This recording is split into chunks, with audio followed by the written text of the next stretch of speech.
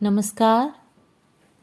आइए सुनते हैं हिंदी साहित्य की जानी मानी लेखिका रंजना जायसवाल द्वारा लिखी हुई कहानी अगर तुम साथ हो। खिड़की से झांकता चांद और आज मैं चांद हो जाना चाहती हूँ। ए रात, तू तो गवाह है मेरी उन नींदों की जो करवटें बदल बदल कर काटी हैं मैंने। पर आज मैं चाहती हूँ कि ए रात जरा थम थम के गुजर। सुगंधा ने अपने आप से कहा। सुगंधा आज खुश थी, बहुत खुश।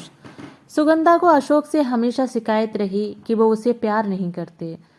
सुगंधा के दिल में इस बात की हमेशा कसक बनी रही, क्योंकि उसके हिसाब से उन्होंने कभी घुटनों के बल बैठकर, सर झुकाकर, एक हाथ को पीछे रखकर, हाथ में सुर्ख गुलाब देकर उसके सामने वो 3 जादुई अल्फाज नहीं बोले थे।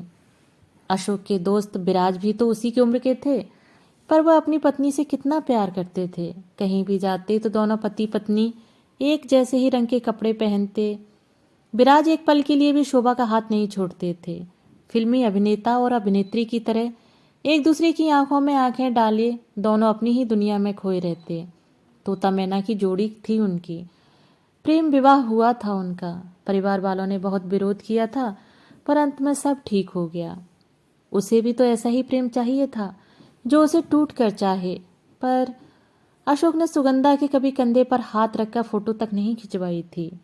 वह जीवन भर पति में प्रेमी की तलाश करती रही, पर उसे वह कहीं न मिला। उसे मिला तो सिर्फ अशोक, उसका पति। शादी के पहले खूबसूरत लंबा कद, चौड़ा ललाट, रेशमी पलकों और मजबूत कंधों वाले पुरुषों को देखकर वह सहज ही आकर्षित हो जाती। शायद वह उम्र ही ऐसी थी। एक सजा धजा सा प्रेमी जो उसकी हर हाँ में हाँ और ना में ना कहे, चुटकियों में आकाश से तारे तोड़ लाने की हिम्मत रखे। जब वह दिन को दिन कहे तो वो भी उसमें अपनी सहमति दे। पर वह प्रेमी में एक पति की भी तलाश कर रही थी। सच पूछो तो वह प्रेम के साथ एक सुरक्षित भविष्य की भी तलाश कर रही थी, पर उसकी यह तलाश अधूरी ही रही। न उसे प्रेमी में पति मिला और न ही पति में प्रेमी। हर औरत अपने जीवन में कम से कम एक बार ये अवश्य चाहती है कि कोई सजीला सा राजकुमार न सही, हाड़ मांस का पुतला ही क्यों न हो, उसके मन के किवाड़ों को हौले से खटखटाए और हृदय के उन 7 द्वारों से गुजरता हुआ प्रेम के उस अथाह सागर में डुबकी मारकर मन मस्तिष्क में हिलोरे मारता हुआ गुजर जाए। हर व्यक्ति के जीवन में खटखटाने वाले वो मजबूत हाथ नसीब हो, जरूरी तो नहीं। हो सकता है वो किवाड़ उन उंगलियों के स्पर्श से अछूते रह जाएं। धाड़। खिड़की के टकराने की आहट से सुगंधा अपने सोच के दायरे से बाहर निकल आई। अशोक के माथे पर बाल बिखरे हुए थे। तकिए को कसकर सीने से दबाए वो नींद में मुस्करा रहे थे। चादर तन से खिसक कर जमीन पर लौट रही थी। सुगंधा ने दबे कदमों से अशोक की तरफ कदम बढ़ाया और जमीन पर पड़ी चादर को उठाकर अशोक को उड़ा दिया। नींद में कितने मासूम लग रहे थे वो। क्या तुम मुझे प्यार नहीं करती? शाम को चाय पीते वक्त यही तो कहा था उन्होंने। और वह अचकचा गई थी, जैसे अशोक ने उसकी चोरी पकड़ ली हो। आज शाम को वह फिर शिकायतों का पुलिंदा खोलकर बैठ गई थी। शोभा ने उसे फोन पर बताया था विराज ने वैलेंटाइन डे पर उसे कितने सारे उपहार दिए। हर रोज एक नया उपहार लेकर वो उसे चौंका देते। 14 तारीख को तो उन्होंने शहर के महंगे होटल में उसे कैंडल लाइट डिनर देकर आश्चर्य में ही डाल दिया था। सुगंधा कितना कसमसाई थी। ये अंग्रेजों के चोचले हैं, तुम भी किन झमेलों की बात करती हो? अशोक की बात सुनकर सुगंधा चिढ़ गई थी। आपसे तो कुछ कहना ही बेकार है। विराज अपनी पत्नी से कितना प्यार करते हैं। पर क्या शोभा भी? अशोक की बात सुन सुगंधा चौंक गई थी। सुगंधा, मैं शोभा को आज से नहीं, बहुत पहले से जानता हूँ, जब उन दोनों की शादी भी नहीं हुई थी। जानती हो सुगंधा, शोभा विराज के इस बेपरवाह व्यवहार से बहुत परेशान है। हर समय सरप्राइज के नाम पर पैसा पानी की तरह बहाना उसे भी पसंद नहीं है, पर विराज का मन रखने के लिए वो खुश होने का नाटक कर देती है।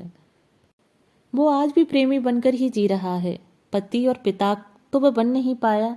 बचत के नाम पर ठन ठन गोपाल है वो। कल की तो आज तक की उसने सोची ही नहीं।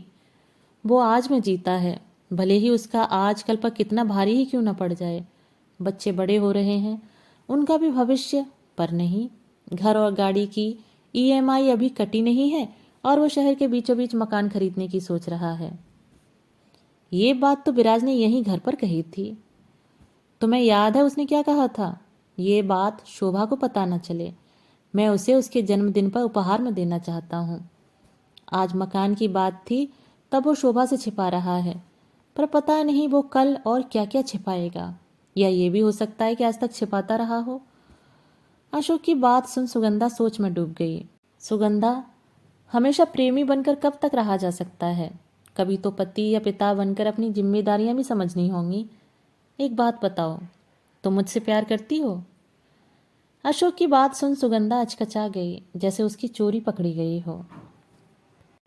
शायद तुम्हारे पास आज इस बात का कोई जवाब नहीं, पर मुझे पता है तुम मुझसे बहुत प्यार करती हो।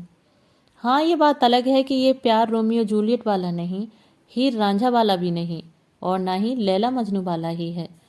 पर मैं ये यकीन से कह सकता हूँ कि तुम मुझसे प्यार करती हो। सुगंधा मंत्रमुग्ध सी अशोक की बात सुन रही थी। ऑफिस जाते वक्त मेरे बिना कुछ कहे गुसल खाने में तौलिया, बेड पर रूमाल, मोजे, कपड़े और फाइल रखने वाली तुम ही हो ना?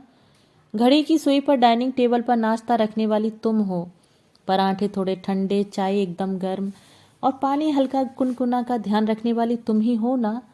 शाम को ऑफिस से लौटते वक्त जरा सी देर होने पर तुम्हारे मन की चिंता तुम्हें दरवाजे से गेट तक ले आती है। मायके जाने के 4 दिन पहले से ही तुम सूखे नाश्ते बनाने लगती हो कि अगर कहीं मुझे भूख लगे तब मैं क्या करूँगा। जबकि जानती हो, तुम जब घर पर भी होती हो तो मैं खुद कभी अपने हाथ से उठाकर ये सब नहीं लेता। तुम ही मुझे हाथ में जबरदस्ती खाने के लिए पकड़ाती हो। बिजली का बिल, बच्चों की फीस या फिर राशन लाना हो, सबकी जिम्मेदारी तुम ही ने तो उठा रखी है, क्योंकि तुम मुझसे प्यार करती हो। नहीं चाहती कि ऑफिस की परेशानियों में उलझा हुआ मैं घर की उलझनों में दबकर रह जाऊं। रिश्तों के रेशमी जाल को उलझने से पहले ही तुम सुलझा लेती हो। माँ सही कहती थी, माता पिता द्वारा तय की हुई शादी में प्यार शादी के पहले नहीं बाद में होता है। सुगंधा एक टक अशोक को देख रही थी। अशोक ने कितनी सरलता से सुगंधा के प्यार को समझ लिया था, पर क्या उसने भी? सुगंधा, विवाह एक एहसास है जो जीवन भर एक दूसरे को कभी तन्हा नहीं होने देता। जरूरी नहीं कि कोई आपके साथ चल रहा है तभी साथ है। जरूरी तो ये है कि किसी की मौजूदगी आपको कभी अकेला महसूस न होने दे। मेरे लिए तुम्हारा साथ कुछ इस तरह का है। अशोक सच्ची तो कह रहे थे। उनकी हंसी में उनकी खुशी कब शामिल हो गई उसे पता भी नहीं चला। अशोक के दर्द और तकलीफ में उसकी आंखें भी तो न जाने कब और क्यों नम हो जाती हैं। उनके आंसू उसकी पलकों पर आकर आखिर ठहर क्यों जाते हैं। ये बस एक विश्वास है जो आपको कभी कमजोर नहीं पड़ने देता। बस एक एहसास जो दो लोगों को आपस में जोड़े रखता है। हमारे बीच प्रेम नहीं था, पर ऐसा कुछ तो था जिसने हमें इतने सालों से बांधे रखा हुआ था। एक ऐसा बंधन एक ऐसा बंधन जो खुशी में मजबूत और दर्द में और अधिक मजबूत हो जाता था। आज न जाने क्यों सुगंधा को टूटे हुए सपनों और आकांक्षाओं की किरचन की चुभन महसूस नहीं हो रही थी। मन का उजास न जाने कब चुपके से उसके चेहरे पर पसर गया था। आज सही मायने में उसे अपनी शादी का मतलब समझ आ गया था। दोस्तों, अभी आप सुन रहे थे रंजना जायसवाल की कहानी अगर तुम साथ हो। मिलते हैं एक और नई कहानी के साथ। धन्यवाद।